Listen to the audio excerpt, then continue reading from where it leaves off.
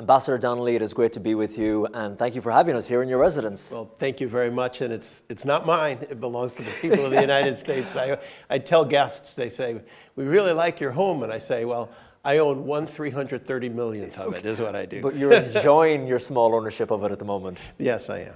And we met your beautiful wife, Jill, this morning. How have you both been enjoying your time here in Rome? It's been a real privilege because my first time ever in Rome was when I spent my first day here as the U.S. ambassador. So you had not been to Rome before that? I'd been to Rome, New York, but not Rome, Italy. How about that? Yeah. So this was huge for you coming here.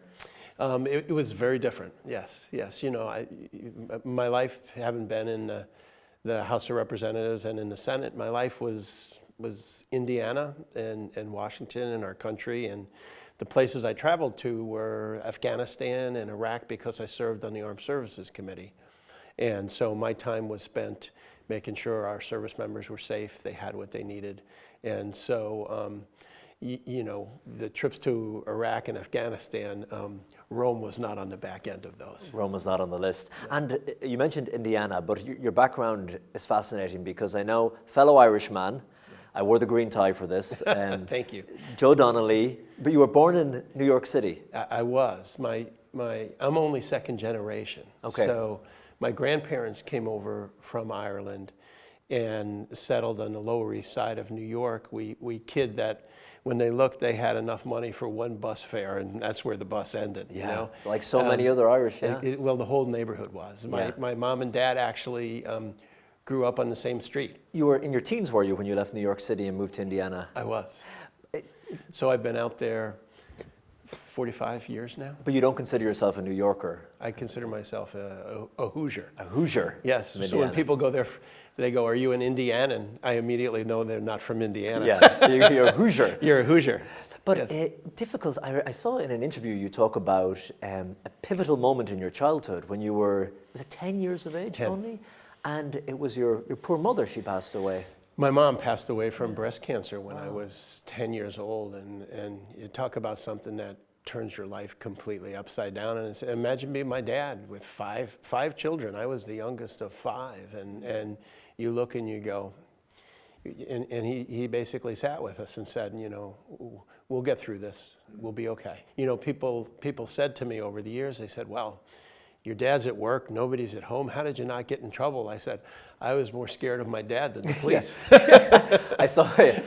And this is another testament to your Irishness that your dad said to you, I'll kill you before the police do. That would be correct.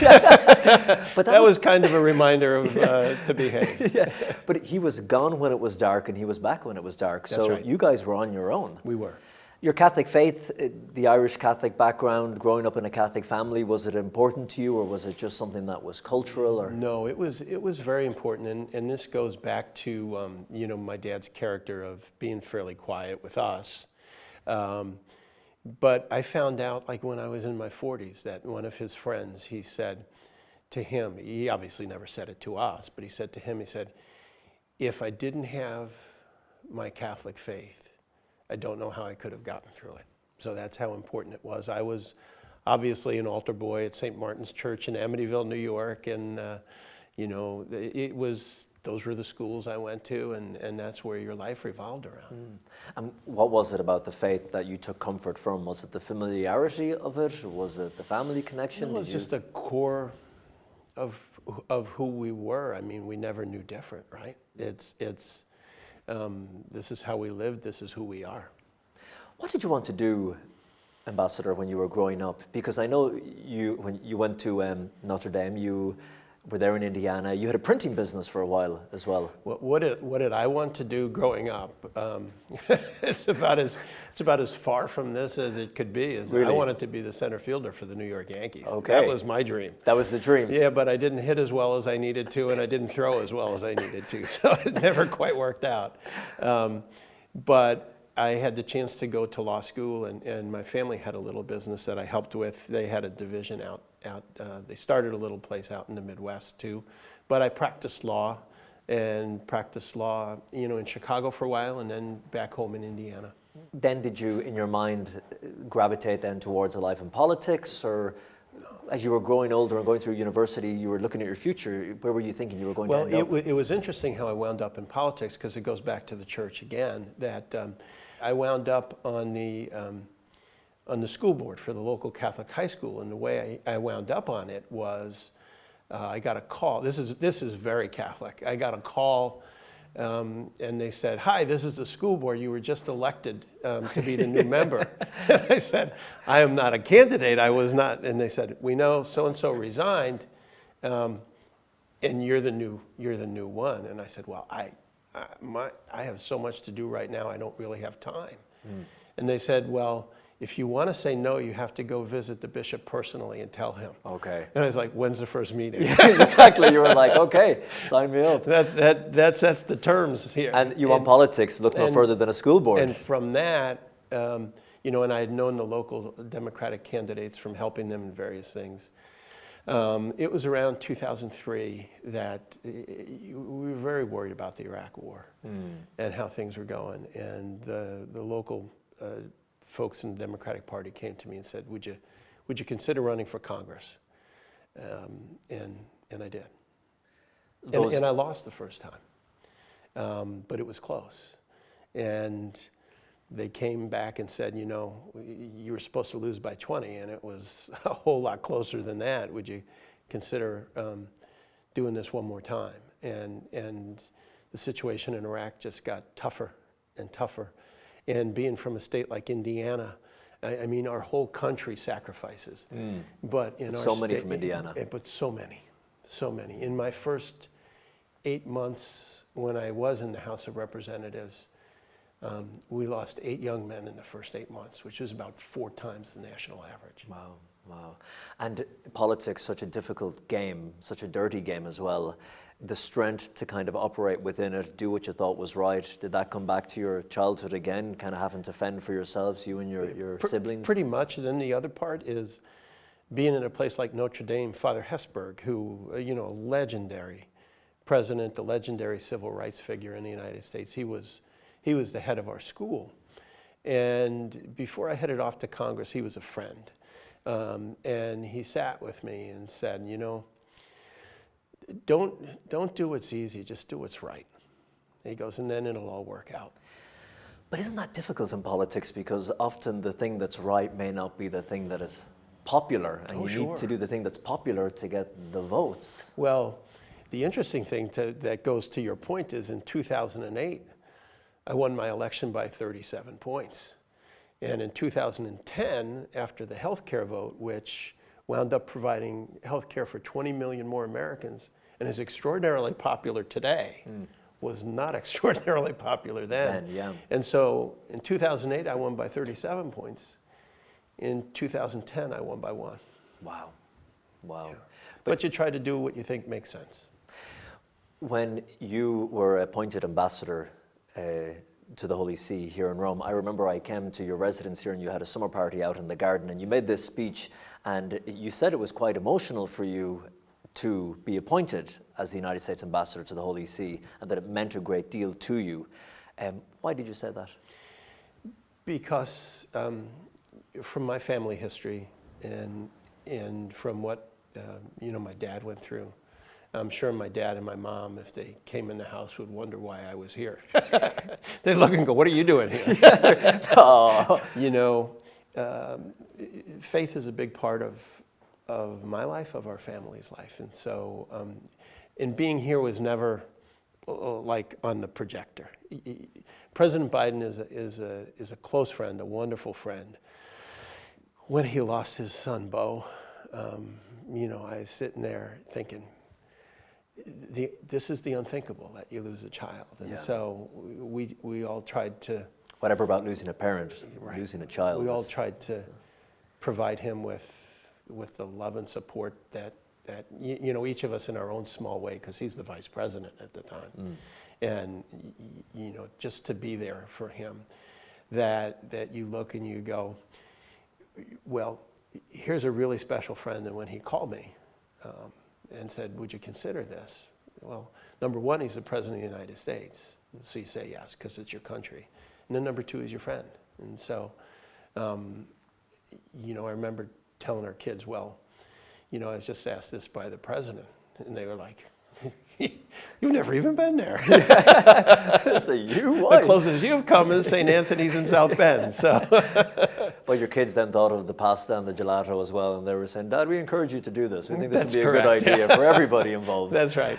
When you met Pope Francis and you presented him with your credentials, what was that moment like? Was there anything that the Pope said to you? Well, it was special for a number of reasons. Seeing this person who, I mean, he's the Pope, and you don't ever expect to meet the Pope, right? But his humility, his kindness, his focus on those in need, on the poor, and on those who need shelter. I mean, that is so core to who he is. But the other part is, we spent about 40 minutes talking, and about 35 minutes of it was on Ukraine. On Ukraine? On Ukraine. On Ukraine. And the Pope said, you're here at a really hard time. And I said, look, here's how we view this in the United States, that Ukraine is fighting for their very survival. That if they lose, they're gone. And so when you see a mom and dad in Ukraine, and the mom and children are on a train or a bus to Italy, where we have over 100,000 refugees here, and the dad stays behind to try to save his country. This is as real as it gets, because we're, about a 2-hour plane ride away from this. And, I said to the Pope, I said, look, in the United States, we support the freedom and democracy aspirations of Ukraine. And the Pope was praying for the people of Ukraine. And I think if you've heard him speak about it recently, where he's talked about Ukraine has a right to their own destiny, has a right to their own freedom. It's pretty powerful. And at Easter, he said he wished that the light of Easter would be shone on the Russian people as well. And when you're in that setting with the Holy Father and you're talking about Ukraine, are you talking about ways you can more work together to bring about peace, or is he encouraging the United States to help them more with their, How can we work together so that the people of Ukraine can be safe? I mean, you look at the atrocities that have been committed, the people who have been murdered and slaughtered and raped, and it goes on every day today, what the Russians are doing, that the Pope is wondering, how can we work together to end this? And so that's what we as a nation, the United States, tries to do every day, is to say, how can we help Ukraine to survive and to end this slaughter? And it's great, those strong points where the Holy See and the United States can work together, like bringing about peace in Ukraine, the environment. Is it difficult in other senses to be the US ambassador to the Holy See when you look at policies from the United States government, like around issues of abortion or LGBTQ issues, things that Pope Francis himself calls gender ideologies, when they're directly opposed to the teachings of the Catholic Church? Is that a difficult position to be in? No, because if you look at it historically, there's always been issues that the Church in the United States don't agree on. But we agree on so many more things than we disagree on. We work together all the time. We work on many issues all the time. We're very honest with each other, too, that we don't agree on everything. But on the things we do agree on, how can we make the world a better place? Does it come up sometimes, as much as the things you do agree on, but the things you don't agree on, are they kind of trashed out a bit, or? Not too much for this reason, that my job here my work is primarily in the foreign policy area. And many of those issues, while very important, are not in those areas. That my job is to work on issues regarding other, like Ukraine, or religious freedom in China, or how do we make sure that we can help provide better health care throughout the world, because the Catholic Church provides almost 25% of health care in the world. Those are the kind of things that we work on here. Many of those other issues that you talk about are not so much in my portfolio. You mentioned religious freedom in China. Yes. And you just think of persecuted Christians, not just in China, but in places like Nigeria, Nicaragua, many places all around the world happening today, such an important issue for not just the Catholic Church, but for anyone who believes in religious freedom. Is that something that, as an ambassador, that you are focused on trying to tackle? Yeah, it is actually core to our work. We have, we've had a number of representatives from our government come over here to talk to the Vatican about various religious freedom subjects. One in particular met with the Vatican on the situation for the Uyghurs, where they're in concentration camps in China because of their religious beliefs. Think that their religious beliefs, they're in effect in concentration camps in China.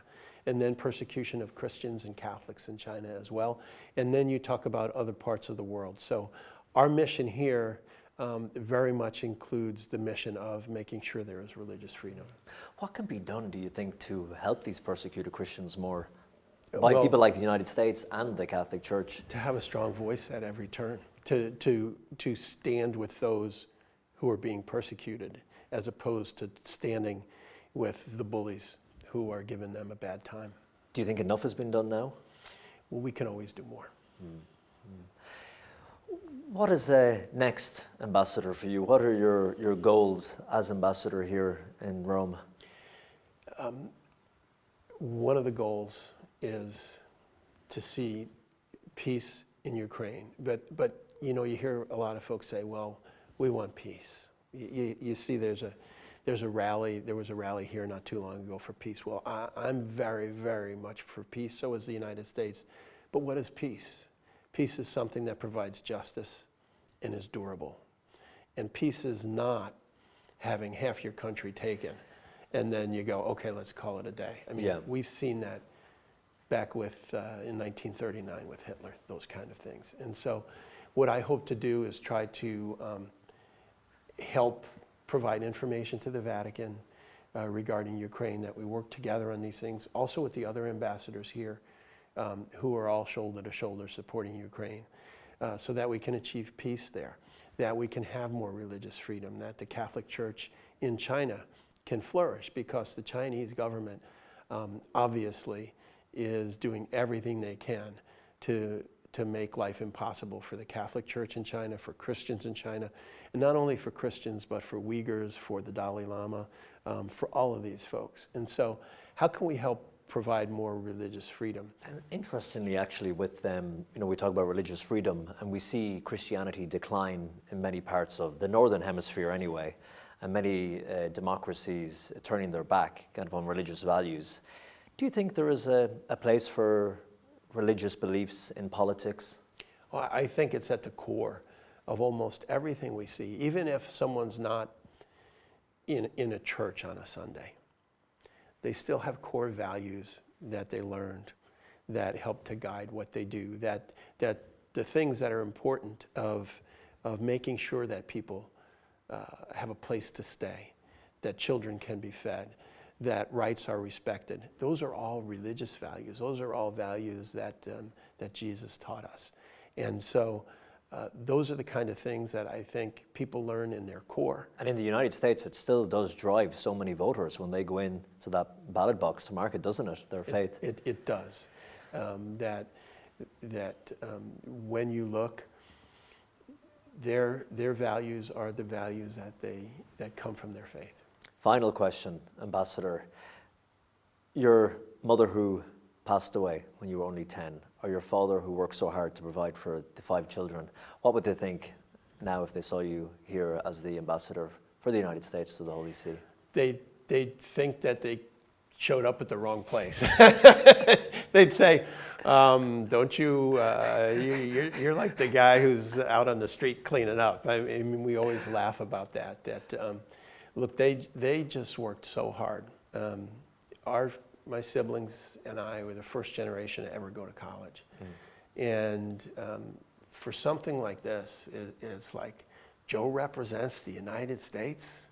My dad would go, to the Pope. What happened? But, he always imbued his faith in us. And the credo was work hard, do what's right, and it all works out. And so I feel incredibly blessed, because I represent, sometimes I think it's like I represent from Maine to Oregon, from California to Florida. And so I feel a responsibility to make sure I do that right every day. Ambassador Joe Donnelly, it was great talking to you. Thank you very, very much. Thank you very much. Thank you.